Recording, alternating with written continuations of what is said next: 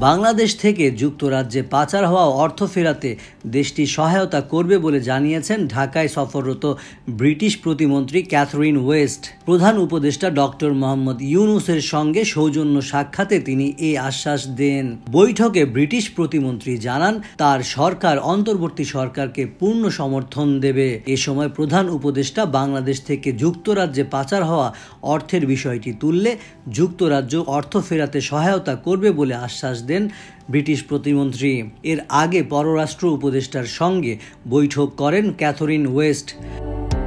ঘণ্টাব্যাপী বৈঠকে বাংলাদেশের গণতন্ত্রের ভবিষ্যৎ নিয়ে আলোচনা হয়েছে বলে জানান তিনি।